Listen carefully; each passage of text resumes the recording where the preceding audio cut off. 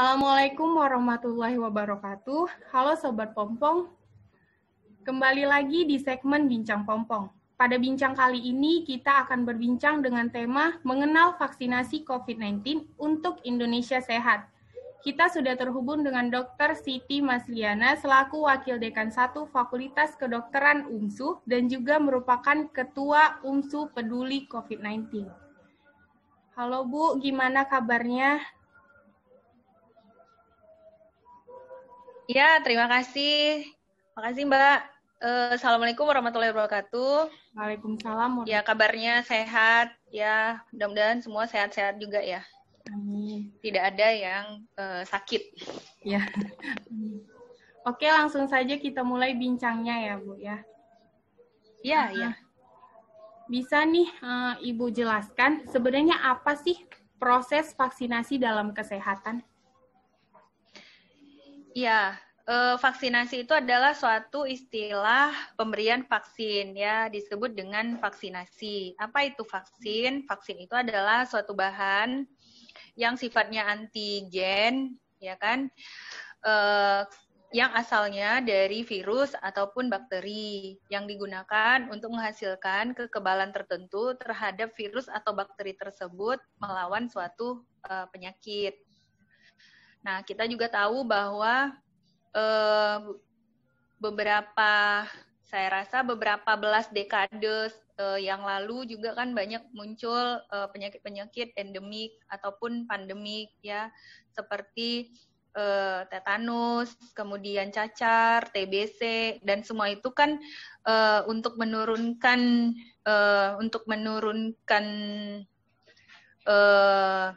kerentanan seseorang terhadap penyakit tersebut, maka diberikanlah suatu vaksin.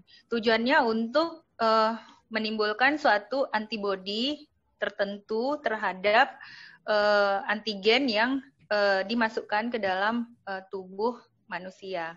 Nah, itulah disebut dengan proses vaksin ataupun vaksinasi. Tetapi yang perlu digarisbawahi adalah vaksin itu bukan suatu obat. Berbeda misalnya kalau demam itu kita minum paracetamol, demam reda, ya kan? Tetapi kalau kita cerita vaksin, misalnya kita diberikan vaksin BCG untuk penyakit TBC, bukan berarti bahwa kita tidak mungkin kena infeksi bakteri tuberkulosis seumur hidup kita.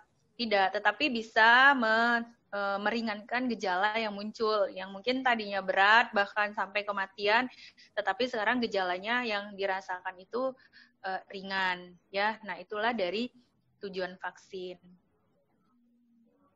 Apakah vaksinasi ini wajib dilakukan untuk melawan virus dan pandemi di masa sekarang? Ya, jadi kalau ditanya jawaban dari suatu kejadian endemi atau pandemi daripada bakteri ataupun virus tertentu, nah itu jawabannya memang adalah vaksin, ya kan? Nah, karena vaksin itu kan bisa bakteri yang dilemahkan atau virus yang dilemahkan atau virus yang sudah tidak aktif, ya kan? Ataupun toksin daripada suatu bakteri toksinnya ya. Contohnya kayak tetanus, itu kan toksinnya yang dimasukkan ke dalam tubuh manusia sebagai bentuk vaksin tadi. Nah, kalau ditanya jawaban suatu endemi atau pandemi, supaya tidak menimbulkan suatu angka, yang dihitung itu sebenarnya kan angka mortalitas, angka kematian. Bukan tidak mungkin tidak terinfeksi, nah itu pemahaman yang salah. Tetapi angka kematian yang diturunkan sehingga angka kesembuhan akan jadi lebih tinggi ya. Nah, itulah guna daripada vaksin di masa pandemi sekarang ini gitu. Jadi pemahamannya dulu yang dilurusin kalau menurut saya. Jadi kan Indonesia telah memastikan memakai vaksin Sinovac untuk dipakai di masyarakat. Apa pandangan Ibu tentang vaksin Sinovac ini? Ya, kalau menurut saya, apapun itu bentuk vaksin, apakah suatu virus yang inaktivasi ataupun seperti Sinovac ya, inactivated daripada virus sebenarnya itu kan, ataupun misalnya ada juga vaksin yang lagi diproduksi ya di Indonesia, misalnya vaksin merah putih yang lagi dibuat oleh lembaga Eijkman Institute ya kan, ataupun vaksin keluaran misalnya Pfizer, atau di Amerika sendiri ada vaksin Moderna ya kan. Nah itu sebenarnya kan tujuannya itu kan sama ya, untuk menimbulkan antibodi tertentu. Contohnya kalau misalnya sekarang adalah SARS-CoV-2 penyebabnya ya antibodi terhadap SARS-CoV-2 yang ingin dibentuk. Yang pastinya suatu vaksin sama dengan obat. Tetap harus melalui misalnya uji klinis fase 1 sampai fase 4. Ya kan? 1 itu in vitro namanya di laboratorium, ya kan? Kemudian yang kedua pada hewan coba, kemudian yang ketiga itu pada manusia, ya kan? Yang keempat itu adalah menilai efek samping jangka panjang. Banyak juga selain vaksin ya ceritanya, banyak juga kayak obat-obat yang sudah bertahun-tahun keluar di pasaran kan tiba-tiba ditarik ya kan, karena ternyata muncul efek samping jangka panjang, misalnya udah dipakai 10 tahun, 15 tahun muncul efek samping jangka panjang. Artinya selagi itu masih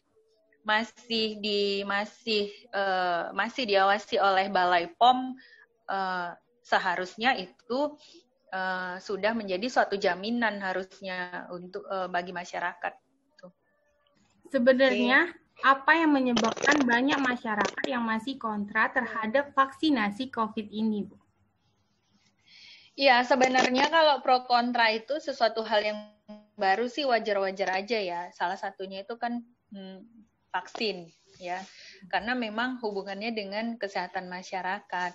Tetapi yang satu yang apa ya, kalau saya bilangnya yang salah di masyarakat, masih banyak juga yang tidak mempercayai bahwa COVID itu nyata. Nah, itu yang menjadi masalah. Seakan-akan ini adalah suatu hal yang tidak nyata, ya kan?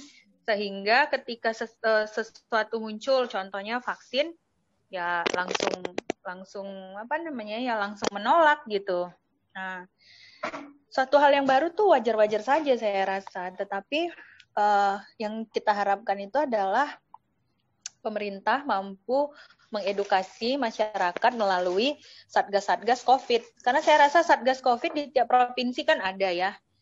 Artinya sekarang lagi booming vaksin. Nah, maka bagaimana mereka mengedukasi masyarakat selain 3M tadi, sekarang namanya 5M ya. Kemudian ada 3T ya kan, tracing, patuh treatment. Itu yang yang harus diedukasi sama satgas-satgas COVID daerah yang ditunjuk oleh pemerintah daerah. Karena tiap-tiap kepala daerah, baik gubernur sebagai ketua satgas COVID di provinsinya masing-masing. Jadi itu sebenarnya tanggung jawab di provinsi juga ya, untuk gubernur dan satgas COVID di provinsi masing-masing lah kalau saya rasa gitu. Untuk mengedukasi masyarakat. Bagaimanapun kan tetap harus diedukasi. Awalnya tidak percaya adanya COVID, maka edukasinya adalah masyarakat harus percaya sehingga masyarakat mau memakai masker kan gitu. Karena seperti tadi saya katakan, vaksin bukan untuk menyembuhkan. Jadi jangan berpikir vaksin itu menyembuhkan. Bukan, vaksin itu bukan obat. Gitu. Tapi vaksin itu adalah cara bagaimana supaya tubuh mengenali antigen si SARS-CoV-2 ini sehingga tidak muncul gejala yang lebih berat. Menurut Ibu nih, siapa yang pantas untuk terlebih dahulu divaksinasi? Ya, sebenarnya tidak ada yang pantas atau tidak pantas ya kan, tetapi kalau kita lihat statement dari Presiden bahwa sebenarnya ini untuk seluruh masyarakat Indonesia gitu. Jadi seharusnya memang untuk seluruh masyarakat Indonesia, karena siapapun kita itu rentan. Sama seperti kita cerita vaksin BCG untuk TBC itu gratis di puskesmas. Begitu bayi lahir diberikan vaksin BCG ya kan, untuk menghindari gejala berat dari TBC kalaulah dia nanti terpapar kuman Mycobacterium tuberculosis. Nah, sama dengan vaksin SARS-CoV-2 ini, vaksin COVID gitu. Siapa saja ya semuanya gitu. Tidak ada misalnya yang pantas dan tidak pantas gitu, karena semuanya rentan dengan infeksi ini. Jadi nih Bu, sudah tepatkah jika proses vaksin dimulai dari sekarang? Kecepatan atau justru malah terlalu terlambat? Ya, beberapa ahli epidemiologi mengatakan bahwa vaksin itu memang terbaiknya adalah ketika angka sudah grafiknya itu sudah menanjak, sudah menurun, ya, sudah menurun. Arti kata sudah ada banyak kita yang mengalami herd immunity, ya kan, terhadap virus tersebut, ya kan. Tetapi kalau saya katakan, ya, kalau namanya kebijakan, artinya itu kan sudah, kebijakan pemerintah kan sudah dikaji lah ya. Sudah dikaji kenapa. Karena kita pun tahu bahwa untuk mendapatkan vaksin Sinovac itu juga beberapa negara itu memesannya itu kan sangat banyak ya. Sementara jumlahnya memang produksi vaksinnya itu kan masih sedikit. Nah, pasti ada alasan-alasan tertentu lah, saya rasa. Jadi nih Bu, mengapa ibu hamil dan ibu menyusui tidak boleh mendapatkan vaksin? Apa akan ada efek negatifnya? Saya rasa hampir semua vaksin begitu, bukan hanya vaksin COVID aja. Hampir semua vaksin itu kontraindikasi untuk ibu hamil gitu. Oke. Selanjutnya, apakah setelah seluruh masyarakat divaksin akan menjamin pandemi ini akan hilang? Kita bukan cerita pandeminya itu yang berakhir ataupun yang hilang ya. Sekarang ini misalnya contoh ada vaksin namanya vaksin rotavirus untuk diare ya. Tapi kan tetap juga sih ada yang diare gitu. Atau kita cerita Indonesia tuh endemik terhadap tuberkulosis, TB. Apa pernah kita nggak menjumpai pasien TB? Nggak mungkin. Tetap juga kita menjumpai pasien TB kan? Atau kita cerita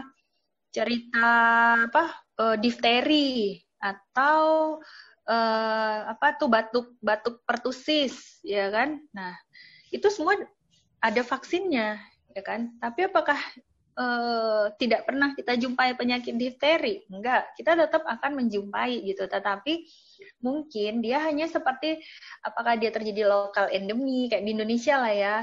Difteri itu kan dia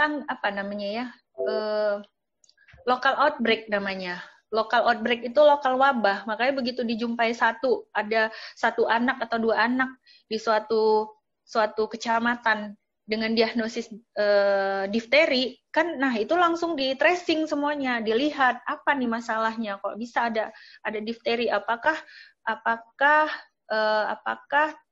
tidak ada pemberian vaksin misalnya, bagaimana kinerja puskesmasnya, dinas kesehatannya. Nah itu dia. Harapan Ibu sekaligus closing nih statement untuk proses vaksinasi di Indonesia yang akan dilaksanakan. Iya, ya semuanya pasti berharap kalau misalnya pandemi ini segera berakhir lah ya. Tidak ada yang tidak ingin ya. Tidak ada yang misalnya mau pakai masker selamanya, itu kan pasti tidak ada ya. Tapi dengan kita mengikuti misalnya anjuran pemerintah ya 5M dan 3T, nah kita berharap dengan adanya proses vaksinasi yang masih akan terus berjalan untuk seluruh orang Indonesia, kita harapkan masa new normal yang sebenar-benarnya new normal gitu kan, itu memang betul-betul bisa tercapai, karena bagaimanapun kalau misalnya pandemi ini tetap dengan angka kematian yang tinggi, angka kesakitan yang tinggi, pastinya akan mempengaruhi kalau saya bilang dampaknya itu secara ekonomi dan sosial ya, global.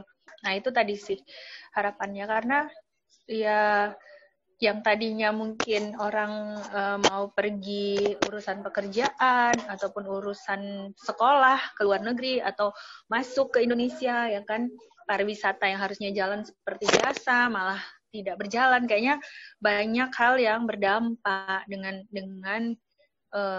kita dengan efek pandemi sekarang ini ya. Jadi kita harapkan proses vaksinasi berjalan lancar, 5M dan 3T itu tetap dilakukan, dan masyarakat setidaknya untuk satu sisi kesehatan ini ya ikutlah gitu apa yang sudah diedukasi gitu. Itu aja sih. Terima kasih kami ucapkan kepada Ibu Dr. Siti Masliana yang telah meluangkan waktunya untuk berbincang pada kesempatan kali ini. Nah, Sobat Pompong, kita sama-sama berharap agar proses vaksinasi khususnya di Indonesia bisa berjalan lancar dan aman, serta pandemi bisa segera berlalu.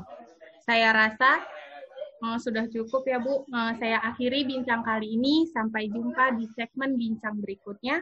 Assalamualaikum warahmatullahi wabarakatuh. Salam pers.